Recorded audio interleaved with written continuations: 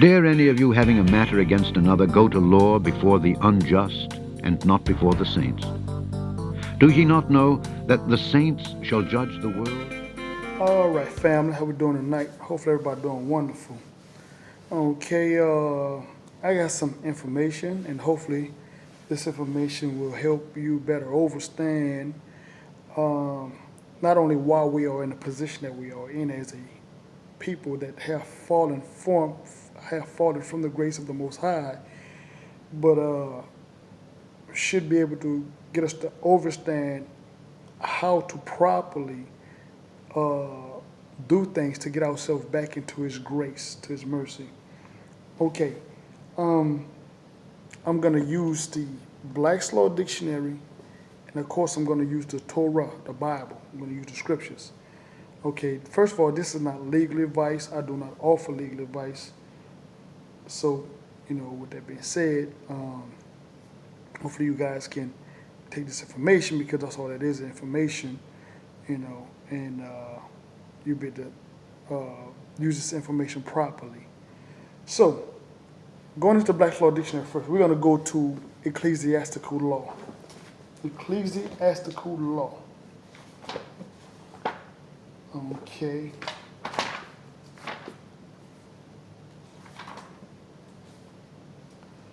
Ecclesiastical law. And it reads, the body of Jewish prudence administered by the ecclesiastical courts of England, derived in large measure from canon and civil law, as non-restricted.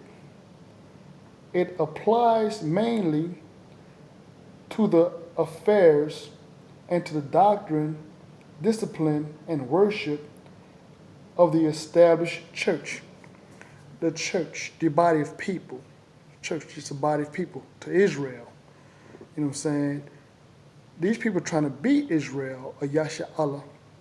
But again, they're gonna be subjected to the same rules that we're subjected to also. That's why they have the book, the Bible, the Torah, in their legal system, because they understand the Most High's will be done. His plan is perfect. This is how you really get a proper understanding of what's really going on, and why it's very important for us to get back in our proper status, so get back to who we are as a people. So that's dealing with ecclesiastical law, right? And what these people don't tell you, like I said, this is the ecclesiastical courts of England. England still runs America. Don't let no. That's why you speak English. Wow, it's gonna go over a lot of y'all heads. But anyway, matter of fact, English is the most common language on the planet. But anyway, we're gonna go back to Hebrew, so don't get it twisted. But anyway, so dealing with ecclesiastical law, right?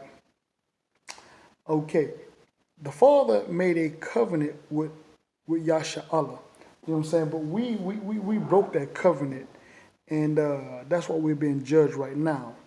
Tell you what, dealing with agreeing with keeping the laws and statutes and commandments of the Most High. Let's go to Nehemiah. Let's go to Nehemiah, the 10th chapter, and I'm start off at verse 29. Nehemiah 10 and 29, and it reads, they cleave to their brothers, their nobles, and entered into a curse and into an oath to walk in God's laws, which was given by Moses, the servant of God, and to observe and to do all the commandments of the Lord our God, and his judgment and his statutes. So again, we agreed to this covenant and we broke it. That's why we are in the position we're in right now, because we should be teaching our children, but we don't want to follow the high holy days. We want to do all these people pagan holidays and stuff like that. We don't want to follow dietary law. We want to, let's just go on and on and on. That's why we're being judged. Because again, we're lawless people and people keep on talking. It's ironic that we'll follow this man's laws or his colorable law, which is a whole nother subject, but we will not follow the laws of the Most High. You know what I'm saying? Okay. Tell you what, let's go to Matthew. Let's go to Matthew 5 and let's start off at 33 because I'm going to break something down to you right fast. Okay, Matthew 5 and 33. And it reads, "Again, ye have heard that it had been said by them of old times, thou shalt not forswear thyself, but thou shalt perform unto the Lord thy oath." Okay. What the Mashiach was saying then was, you shouldn't be swearing. You know what I'm saying? Because again, when you swear, that's an oath. Whatever you swear, you should follow through with it. But again, our people like to break our verbal contract. That's why we don't have a word, because our words will be bond. I tell you what, let's deal with that right fast. Let's go deal with that right fast.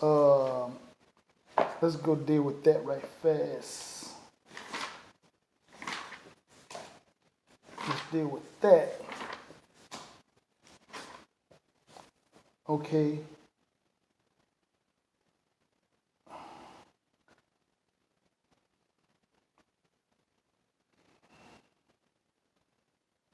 Okay, bond. A certificate or evidence of a debt. So when you have a bond, it's a debt. So your word is bond. So if your word is bond, that means you need to own up to that debt. Wow, it's going over your head, man. That's why they call like the husband or the house bond, because there's a bond between him and that woman. There's a contract. At first it was a verbal contract, but now our word has become so polluted and diluted that now we're contracting through writs or instruments of writing. Again, let me finish that right fast. Of debt on which the issue company or governmental body promised to pay the bondholder a specific amount of interest or specific length of time for a specific length of time. You know what I'm saying? But just going into layman terms, that's what a bond is. A bond is you owe a debt. Wow. Okay, so let's go back. Let's go back here. So let's go back to the scriptures. Okay, we was at Matthew 5 and 33.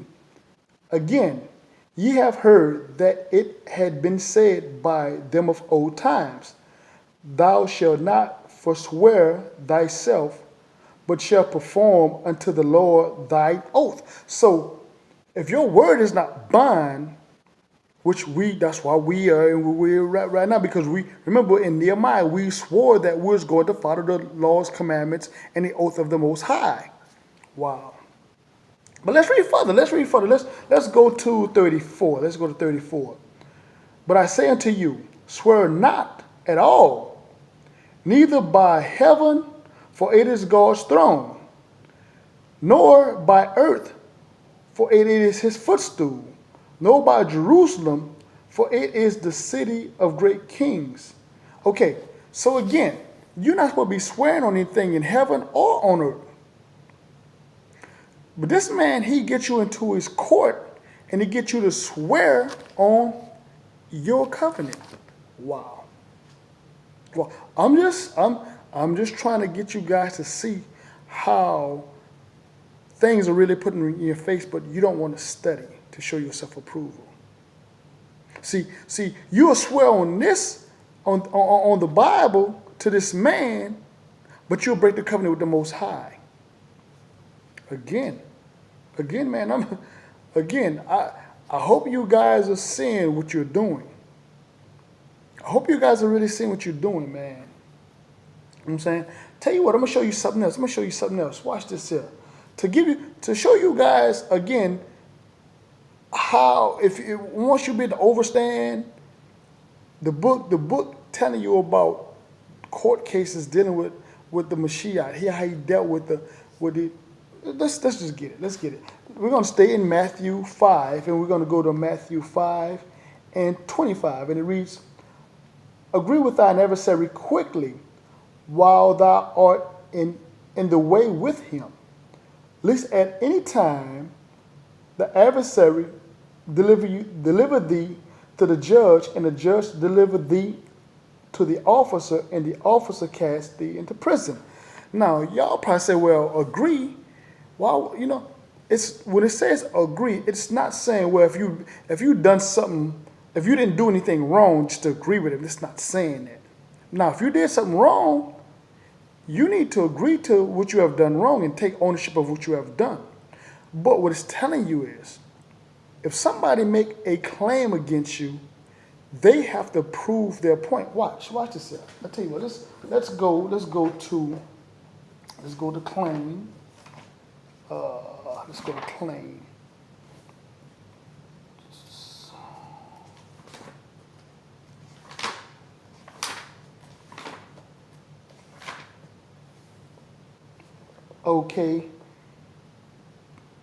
Okay, claim it.